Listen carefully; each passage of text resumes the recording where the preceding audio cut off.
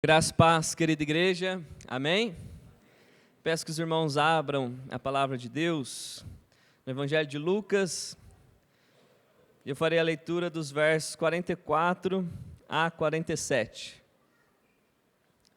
Lucas 24, 44 a 47.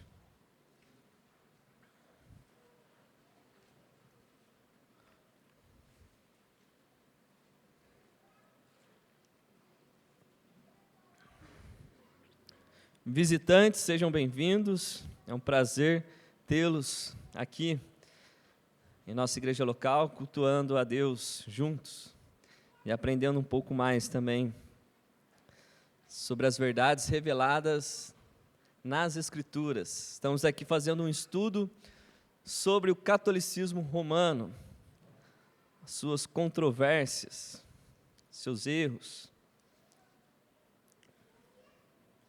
Todos acharam? Diz assim a palavra de Deus, Evangelho de Lucas, capítulo 24, verso 44. A seguir, Jesus lhes disse: são estas as palavras que eu vos falei, estando ainda convosco. Importava se cumprisse tudo o que de mim está escrito na lei de Moisés, nos profetas e nos salmos. Então, lhes abriu o entendimento para compreenderem as Escrituras. E lhes disse: assim está escrito, que o Cristo havia de padecer e ressuscitar dentre os mortos no terceiro dia, e que em seu nome se pregasse arrependimento para remissão de pecados a todas as nações, começando de Jerusalém. Amém. Fechem os olhos e oremos ao nosso Deus. Santo Deus, te louvamos, agradecemos a Ti, ó Pai, pelo privilégio de estarmos aqui reunidos como uma família no Senhor. Te agradecemos também, ó Deus querido, e bendizemos o Teu santo nome, porque o Senhor nos deu a Sua palavra esta, inspirada pelo Espírito Santo, verdade absoluta, inerrante. Obrigado, Senhor Deus, obrigado porque temos tudo o que precisamos, temos a Cristo, temos o Espírito Santo e temos a Tua palavra que é viva e eficaz, é ela que habilita todo homem a uma vida de justiça no Senhor, a uma vida digna de Cristo. Obrigado, ó Deus querido, em nome de Jesus, amém. A igreja pode se assentar. Meus irmãos, dando então continuidade à nossa última aula, nós vimos que não há nenhum escrito extra-bíblico apostólico, nenhum dito pais da igreja que defendia tais práticas que nós vemos hoje em nossos dias, que a Igreja Católica Apostólica Romana assim faz. Por exemplo, a Imaculada Conceição ou a Assunção de Maria. Não há nenhum registro extra-bíblico, não há nenhum escrito, dito daqueles pais da igreja, que é uma tradição bem antiga, próxima ali dos apóstolos. Fora o testemunho então dos apóstolos, fora também o testemunho daqueles pais da igreja, vimos também que no desenrolar da história da igreja, houve muitas contradições, tensões, uma falta de consenso, até mesmo dentro da Igreja Católica, concernente àquele assunto que eles dizem, há uma unidade na tradição, aquilo que foi passado oralmente pelos apóstolos, estendeu-se até a igreja, mas não é isso que nós vimos na última aula. A tradição católica, apostólica, romana, é bem diferente da tradição apostólica, é diferente também daqueles que viveram próximos ali dos apóstolos. o que revela então uma impermanência, uma fragilidade nessa continuidade daquilo que eles chamam de sagrada tradição. É por essa causa que nós concluímos na última aula que somente as Escrituras é o nosso firme alicerce. Somente as Escrituras é a palavra de Deus, inspirada, imutável, ou seja, ela não muda, inerrante, suficiente. E esta mesma palavra que foi inspirada por Deus, ela também é preservada pelo próprio Deus. E nós vimos aqui, lemos aqui, alguns textos bíblicos que testificam desta verdade. E como eu disse, os apóstolos também nos asseguram sobre esta verdade. Os pais da igreja também testemunham a respeito desta verdade. Nós lemos aqui confissões, credos de pais da igreja que falam que as Escrituras é coluna, é fundamento da fé. Se as Escrituras balançar, toda a fé cambaleará. Agostinho diz isso em seu livro, A Confissão. Então, meus irmãos, diante de tudo isso, nós concluímos que as Escrituras é a palavra de Deus, a única regra de fé e prática. Então, hoje nós continuaremos sobre este assunto, as Escrituras versus tradição, mas cuidado, não a tradição que nós veremos aqui, uma tradição ali se referindo à tradição católica, apostólica, romana. Então é importante fazermos aqui uma diferenciação entre, primeiro, o que é sola Escritura? Quando nós, cristãos, reformados, dizemos que cremos naquele que é chamado 5 solas da Reforma Protestante, inclusive um é sola Escritura, o que nós temos em vista com esta doutrina, com este conceito? O que é sola Escritura?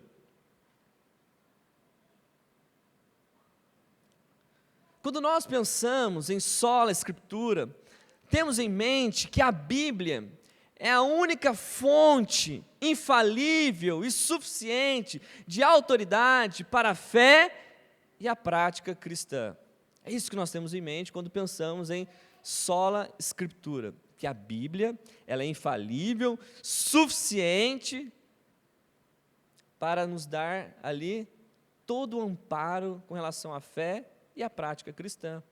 Na teologia nós dizemos norma nomans, norma determinante, norma que rege. É por meio das Escrituras que nós julgamos as tradições, confissões, credos, tratados teológicos que ao longo da história foram se desenvolvendo. Meus irmãos, uma coisa que eu aprendi quando eu comecei a estudar teologia, ali naquela salinha aqui do lado, oficina de pregação, é que não podemos fazer teologia do nada. Não dá. É por isso que nós veremos que há uma diferença entre sola Escritura e solo Escritura, ou nuda Escritura. A ideia de Escritura desacompanhada, certo? Então veja, o que é sola Escritura e solo Escritura?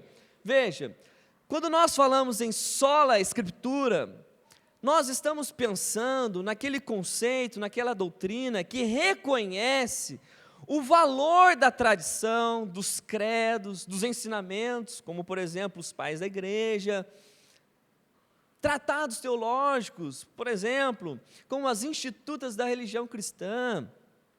Mas nós olhamos para estas coisas como subordinadas às Escrituras.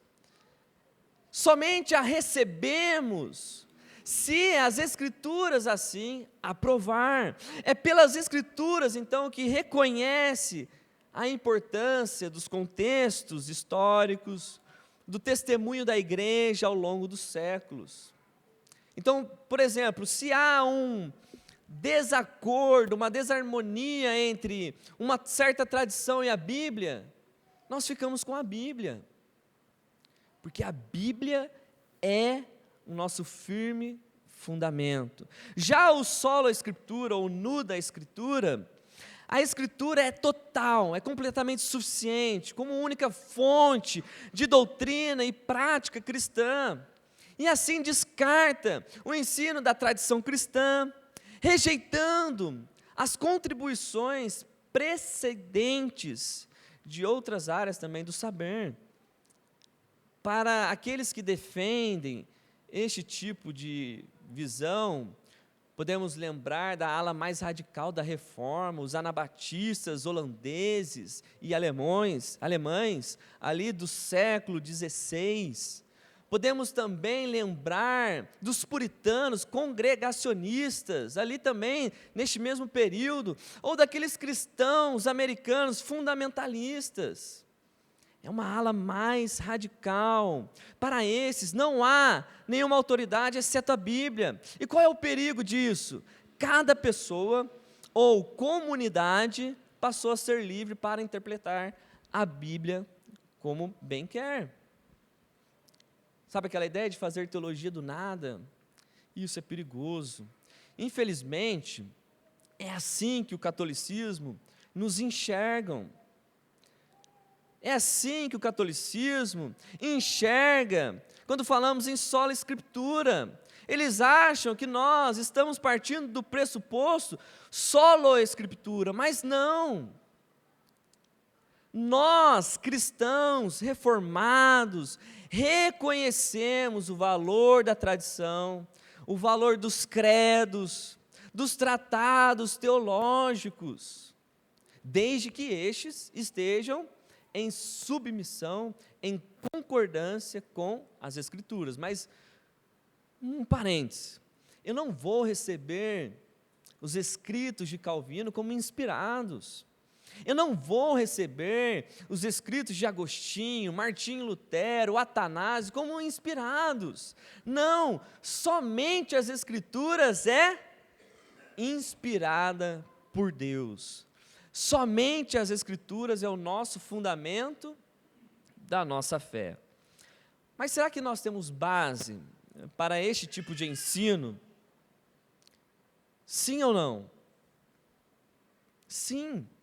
As Escrituras nos dão amparo para esta verdade, para este ensino. E eu não vou aqui recitar os textos que já vimos na última aula.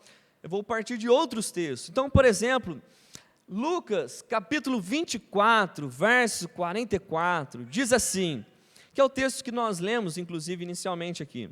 A seguir, Jesus lhes disse: são estas as palavras que eu vos falei, estando ainda convosco.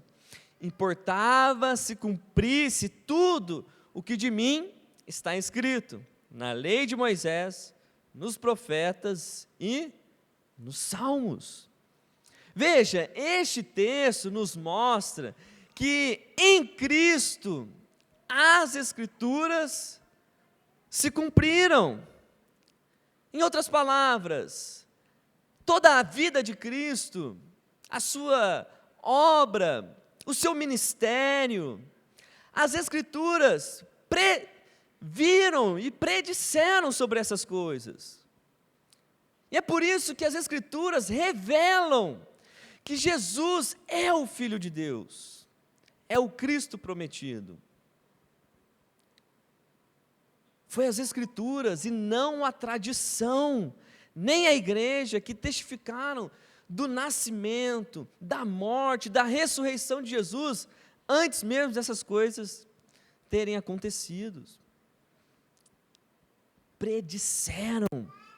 A vida de Jesus foi uma vida alicerçada nas Escrituras. Foi o nosso Senhor mesmo que bem disse isto aos fariseus: examinai as Escrituras, porque julgais ter nela a vida eterna, e são elas que testificam a respeito de mim.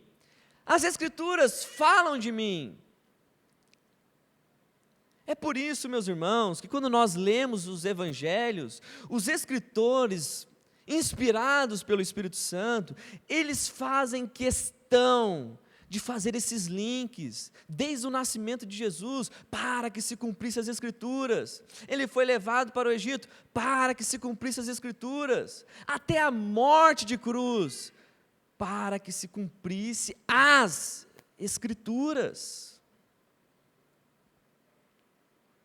A vida de Cristo é alicerçada nas Escrituras.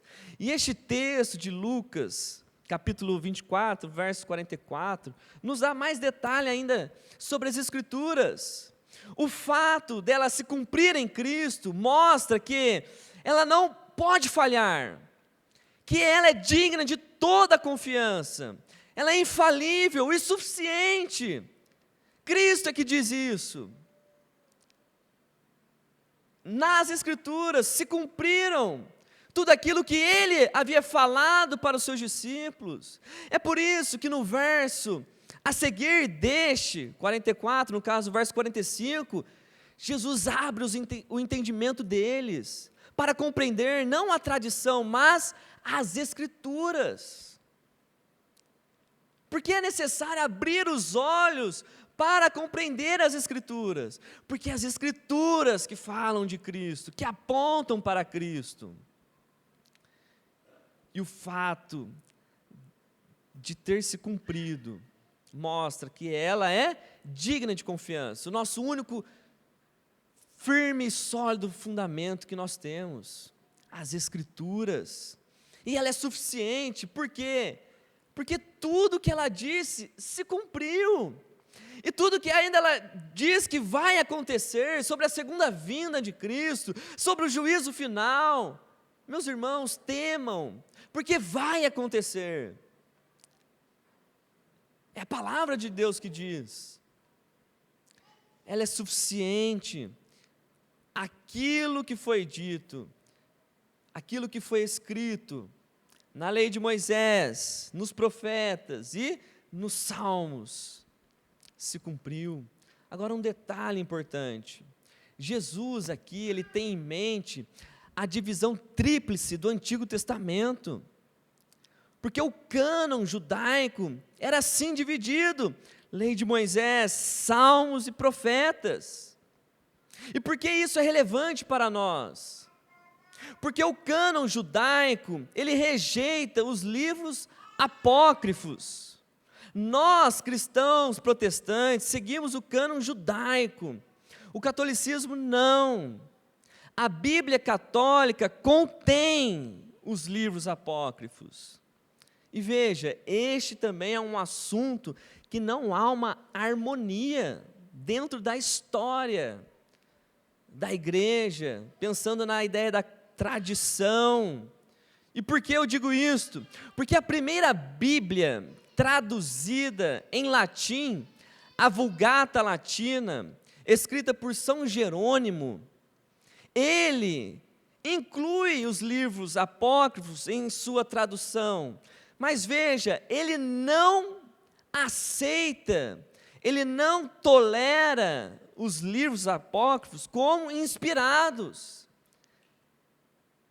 Inclusive, logo ali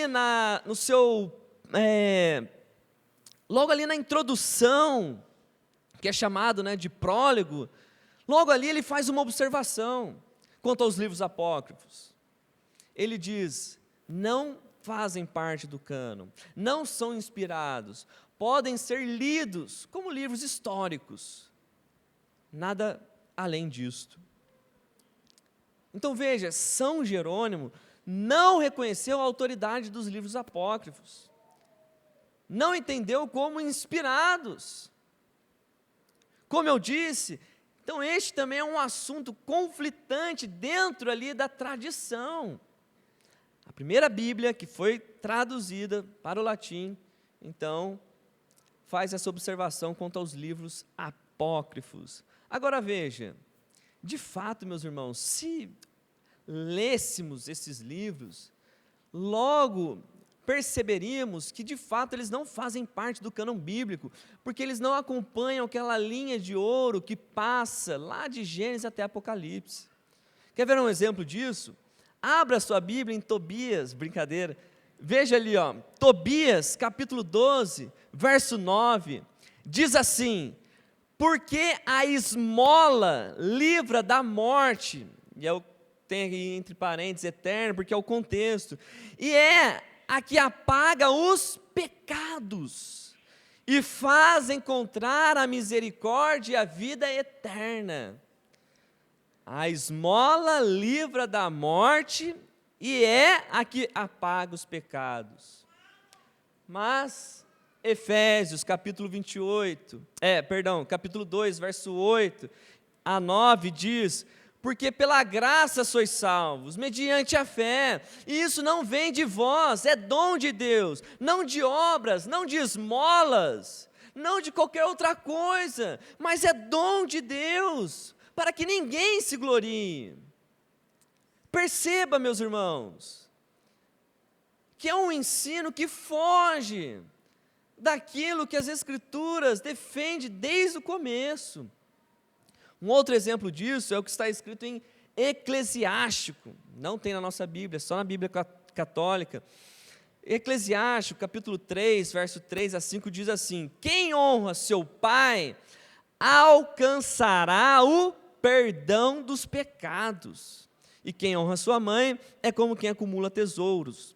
Quem honra seu pai se alegrará em seus próprios filhos, e no dia da sua oração será ouvida. Veja, quem honra seu pai alcançará perdão dos pecados. Aonde nós vemos isso?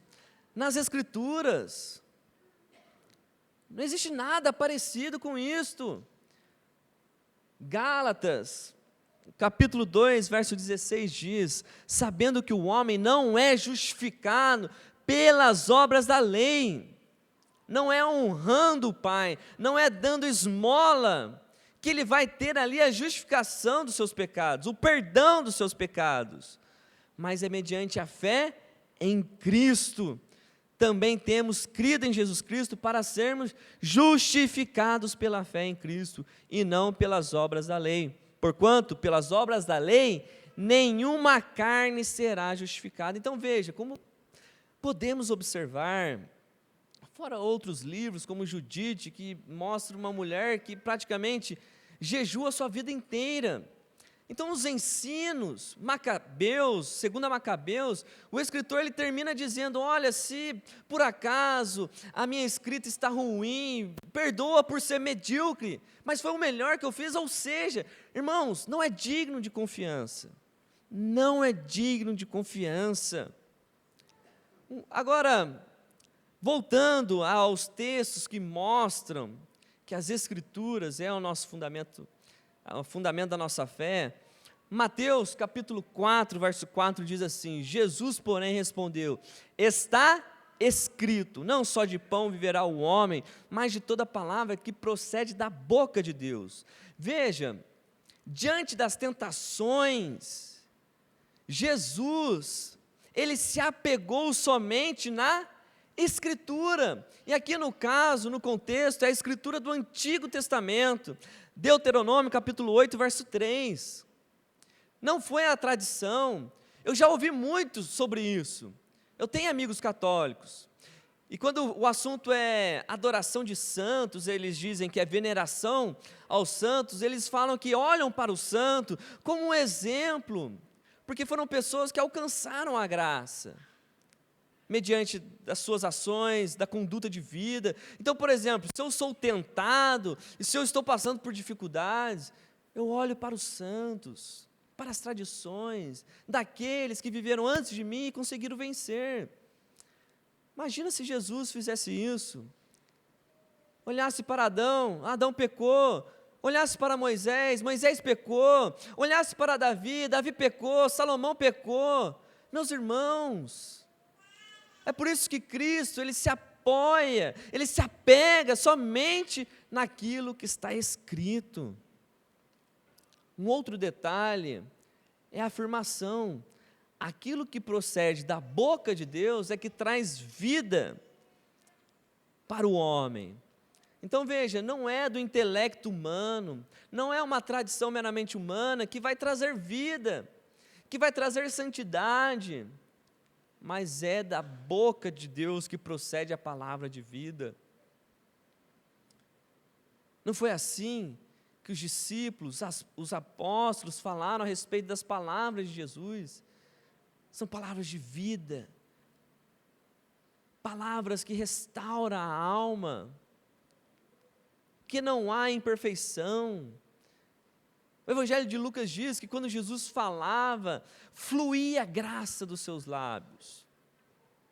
Então, meus irmãos, como nós podemos perceber, as Escrituras é um firme fundamento. E não somente isso, os apóstolos também, eles se apegaram às Escrituras. Olha o que diz Romanos capítulo 15, verso 4. Porquanto tudo que dantes foi escrito, para o nosso ensino foi escrito, para que pela paciência e consolação das Escrituras tenhamos esperança. Sabe o que é legal desse texto? Além de Paulo enfatizar a supremacia, a suficiência das Escrituras para o ensino, Paulo está escrevendo para a igreja de Roma. Paulo está escrevendo para a igreja de Deus em Roma. E ele aqui está dizendo que as coisas que foram escritas, as Escrituras, foram nos dadas para ensino. É por meio dela que a igreja encontra consolo, esperança e é instruída. Infelizmente, aquela igreja dita apostólica romana não estão olhando para as Escrituras como a única fonte de ensino. Se Paulo vivesse em nossos dias, se Paulo pudesse escrever uma carta para a igreja católica apostólica romana, o que Paulo diria? Podemos também, meus irmãos, lembrar de mais um texto, o texto de Atos, capítulo 17, verso 11, que diz: ora, estes de Bereia eram mais nobres que os de Tessalônica, porque receberam a palavra com toda avidez, examinando as Escrituras todos os dias para ver se as coisas eram de fato assim. Veja, este verso, a postura dos bereanos, ela é louvada. Por quê? Porque os bereanos, ao ouvir, vamos dizer assim, a tradição oral, aquilo que foi comunicado, falado, eles olhavam para as Escrituras, examinando aquilo que estava sendo falado, se de fato estava em concordância com aquilo que estava escrito. Esta é a postura nobre do cristão. É isso que Deus requer de cada um de nós. Quando o pastor ele prega, inclusive ele diz para a igreja: abra a Bíblia comigo. É para que os irmãos examinem o que está sendo falado, condiz com aquilo que com aquilo que foi escrito. Esta é a atitude nobre. A atitude nobre é examinar o que foi falado oralmente por meio daquilo que foi escrito.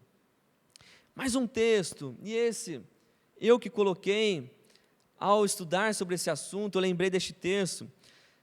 Diz assim, 1 Coríntios, capítulo 4, verso 6, e eu, irmãos, apliquei estas coisas por semelhança a mim e a Apolo, por amor de vós, para que em nós aprendais a não ir além do que está escrito, não vos ensoberbecendo a favor de um contra outro. Eu lembrei deste texto, inclusive nós, antes de iniciarmos esse estudo, fizemos aqui o estudo de 1 Coríntios. E aqui este texto está dentro daquele assunto que Paulo, logo no início, tem que lidar com os cristãos de Corinto, que é o problema de divisão. Os irmãos lembram disso? Os irmãos lembram qual era a motivação daquela disputa, daquela rivalidade? Os cristãos de Corinto, eles estavam se apoiando em líderes, em homens. Lembram? Uns diziam: eu sou de Paulo, outro, eu sou de Apolo, outro, eu sou de Cefas, que é Pedro, e outro, eu sou de Cristo. Veja, um detalhe importante. Inclusive, se Pedro fosse papa, porque de acordo com a história, no contexto de Corinto, ele já deveria ser papa, como assim os católicos pensam, esse problema facilmente seria resolvido. Paulo responderia assim: irmãos, por que vocês estão divididos entre as lideranças? Vocês esqueceram? Pedro é papa, Cefas está acima de todos, parem de brigar. Que isso? Pedro é papa. Mas não, Paulo diz: vocês estão errados, porque vocês se apegam em homens, vocês estão se vangloriando em homens. Não está certo. E Paulo adverte os irmãos a não ir além do que estava escrito. Podemos pensar a respeito dessa afirmação, que Paulo está se referindo às suas palavras anteriores, aquilo que ele havia acabado de escrever. Também poderíamos pensar no Antigo Testamento, porque ele faz menções também, alguns versos anteriores. Em suma, o Paulo está pensando nas Escrituras, quando diz: não passeis, não vá além daquilo que está escrito. Ou seja, o ponto é, aquilo que está escrito serve de proteção, como régua, como limite para nós. Infelizmente, o que parece, é o que nós vemos, é que o catolicismo romano já ultrapassou há muito tempo daquilo que foi escrito. Meus irmãos, portanto, esses textos que eu li aqui, eles são suficientes. Poderíamos falar de outros e outros textos que falam do amparo que nós temos somente nas Escrituras, porque ela é a palavra de Deus.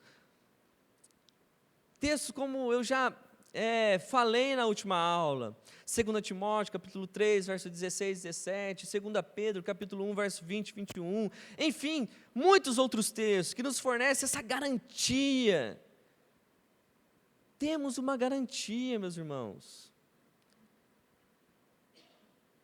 Diante de discordâncias, como resolver? É muito fácil falar, porque meu pai disse assim. Não, as Escrituras é a nossa régua. Por meio dela, que nós podemos julgar todas as coisas, através das Escrituras. Inclusive, se fizéssemos um estudo, todas as vezes que os escritores falam das Escrituras, todas as vezes que os escritores falam da tradição, veremos, meus irmãos, que há uma forte ênfase nas Escrituras. E um detalhe, quando a Bíblia fala de tradição, são vários, assim, alguns textos, né, que falam sobre tradição, inclusive os católicos usam para falar, para defender a questão da tradição, mas na Bíblia a tradição é diferente da forma como um católico pensa. Tradição aqui, que é exposto nas Escrituras, está mais ligado àquilo que é passado sem alteração, que não é adaptado, que não é mudado, modelado, mas é algo que é preservado. Essa é a tradição bíblica. Porém, segundo o catecismo da Igreja Católica, a tradição para o católico é algo orgânico e vivo. Por que orgânico e vivo? Porque ela se adapta conforme as eras, os séculos. Ou seja, essa tradição ainda não acabou. A gente pode vivenciar tempos em que vai surgir uma nova tradição, talvez, porque ela é orgânica e viva, e ela se adapta. Por exemplo, são aquelas doutrinas com relação a Maria, sua Assunção, a Imaculada Conceição. Não vemos isso como uma tradição bíblica. Certo, meus irmãos? Está dando para entender aqui o raciocínio? Sim ou não? Então, quando a Bíblia fala de tradição, uma tradição diferente da tradição católica apostólica romana. Então, para o católico, a tradição, lembra que eu falei também, eles diferenciam entre tradição com T minúsculo, a tradição com T maiúsculo, a com T minúsculo tem divergências, pode ser mudada, depende da localidade, da região, enfim. Mas até a tradição com T maiúsculo, que eles dizem que é a tradição sagrada, está lá definida. Ela é orgânica e viva no sentido de que ela se adapta, ela muda. Por exemplo, o celibato obrigatório. A igreja, com o passar do tempo, eles sentaram e definiram, não, é melhor que fique só aquele que governa a igreja. Da onde que eles tiraram isso? Não é das Escrituras, porque vimos que as Escrituras incentivam o casamento. Inclusive, é uma das qualificações para o ministério. Meus irmãos, agora veja, com relação à tradição, encaminhando aqui para o fim do nosso estudo, olha o que o nosso Senhor Jesus diz. Respondeu-lhes, Jesus aqui, bem profetizou Isaías a respeito de vós, hipócritas, como está escrito, este povo honra-me com os lábios, mas o seu coração está longe de mim, e em vão me adoram, ensinando doutrinas que são preceitos de homens, negligenciando o mandamento de Deus, guardais a tradição dos homens. E disse-lhes ainda, jeitosamente rejeitais o preceito de Deus, para guardardes a vossa tradição. Embora esse texto aqui, ele esteja se referindo aos mestres da lei da época de Jesus, podemos facilmente aplicar ao catolicismo romano em nossos dias. Veja, quando Jesus diz, este povo honra-me com os lábios, mas o seu coração está longe de mim. Esta é uma triste realidade do culto católico, porque aquele que deveria receber maior glória, maior honra, ele tem a sua honra partilhada com Maria. Ele não é o centro do culto. Ele não recebe a exclusividade na adoração. Em vão me adoram, ensinando doutrinas que são preceitos de homens, não são de Deus. Veja, os mestres judaicos, os fariseus, eles começaram a colocar fardos, tradições humanas, como por exemplo aqui no contexto, a questão do lavar das mãos. O verso 1 em diante, esse é o embate ali. Os discípulos de Jesus, eles estão comendo sem ter lavado as mãos. E aqueles fariseus, mestres da lei, estão vendo aquilo. E estão achando, assim, péssimo, terrível, profano. Então eles indagam a Jesus. É certo os seus discípulos comerem sem lavar as mãos? E a resposta de Jesus diz, em outras palavras, meu amigo, isso que você está se apegando, não procede de Deus, é tradição humana. A questão de lavar as mãos é tradição humana. Assim como a prática do Corbã, assim como Mariologia, é prática, preceitos de homens, não procede de Deus. Jesus, ele deixa claro isso. são preceitos humanos. E se nós perguntássemos, por que são preceitos humanos? Porque rejeitam o preceito de Deus para guardar as tradições. E Jesus deixa claro, a tradição própria de vocês. Não é uma tradição bíblica, é uma tradição suas. E Jesus usa aqui o profeta Isaías para mostrar que a tradição humana é diferente da tradição dos preceitos de Deus. Somente os preceitos de Deus é que devem ser obedecidos, temidos, acolhidos como santos. Já a tradição humana, ela é infalível. Ela está mais ligada a uma santidade externa para aparecer, legalista. Será que é diferente dos nossos dias? Então, como nós podemos ver, a tradição, ela tem um papel importante no sentido de dar apoio, confirmar, e isso se estiver de acordo com as Escrituras. Se não, deve ser rejeitado, porque não passa de preceito. Então é justamente isso que o catolicismo faz. Eles rejeitam os preceitos de Deus para guardar as próprias tradições. Se olharmos as tradições católicas, perceberemos que nenhuma delas tem respaldo nos preceitos de Deus. Meus irmãos, basta olharmos nas Escrituras. Mas, infelizmente, quando você chama o católico para fazer isso,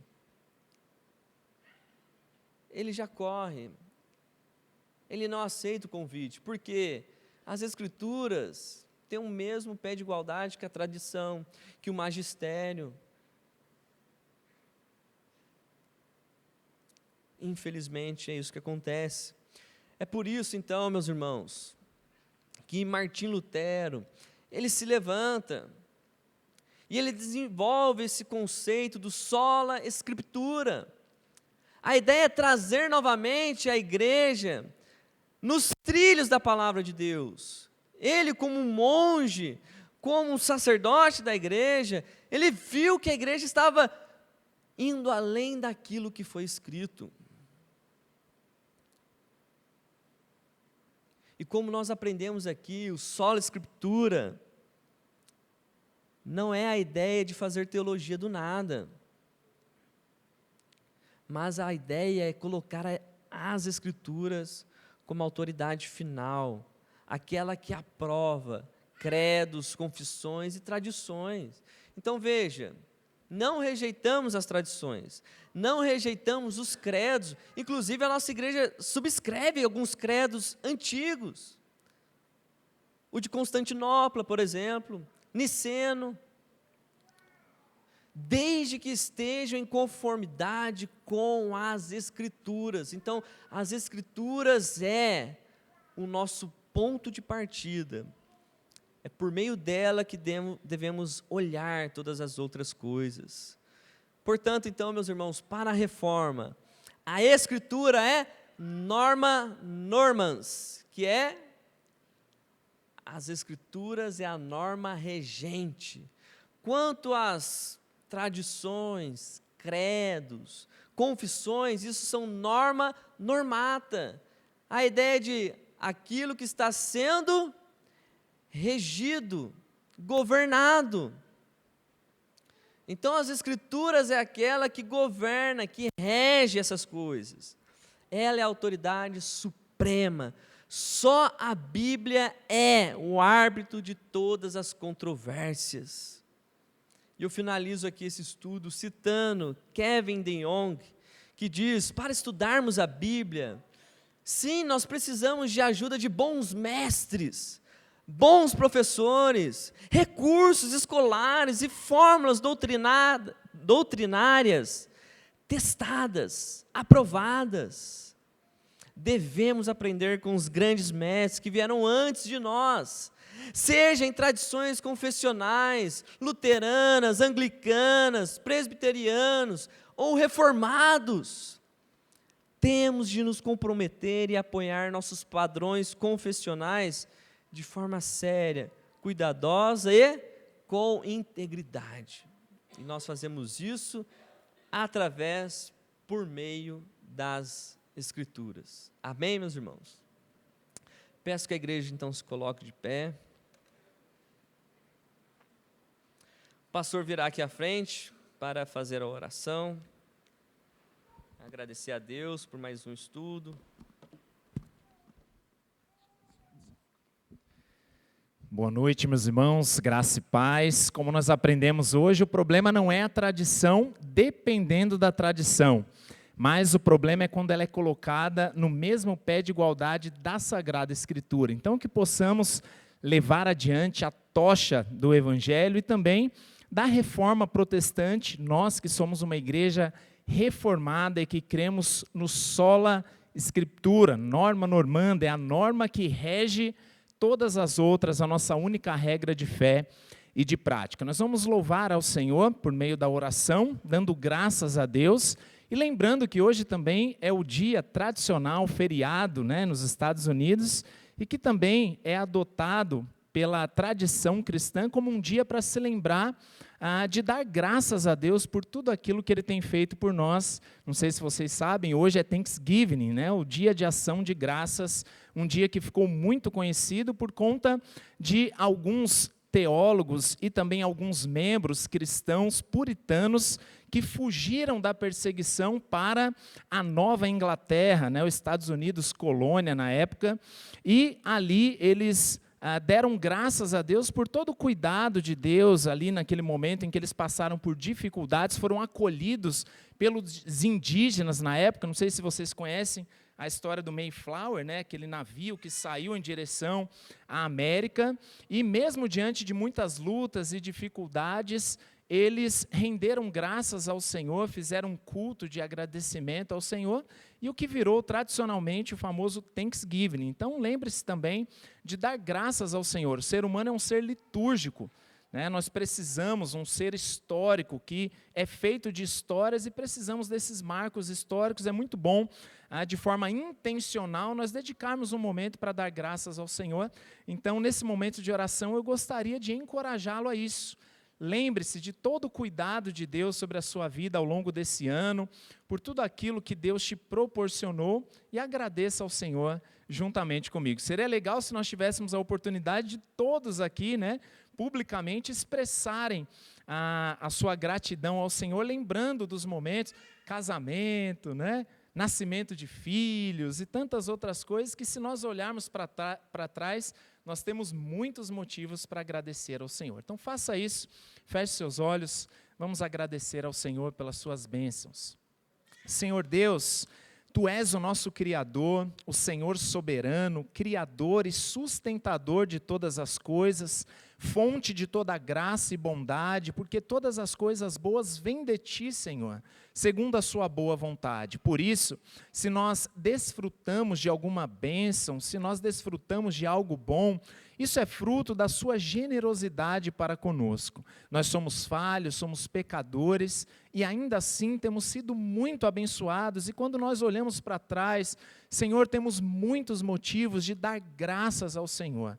Por isso nós queremos fazer isso de maneira intencional, em forma de adoração, em oração ao Senhor, nos lembrar de todas as bênçãos que recebemos das Suas mãos. Muito obrigado, Senhor. Obrigado pelos livramentos, obrigado pela provisão, obrigado por todo o crescimento, a palavra que temos recebido aqui, obrigado pelos relacionamentos, família, irmãos, amigos, obrigado pela nossa igreja e por tudo que vivenciamos aqui ao longo deste ano. Isso é graça sobre graça e nós não merecemos, por isso somos constrangidos a Te louvar e dar graças ao Senhor. toda a glória, todo louvor sejam dados a Ti.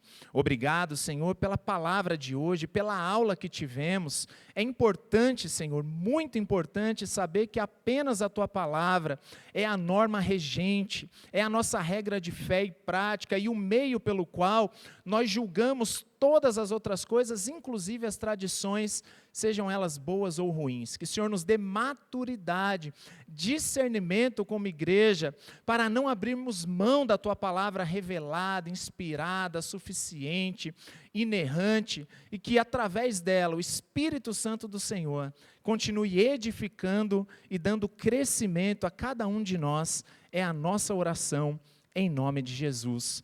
Amém.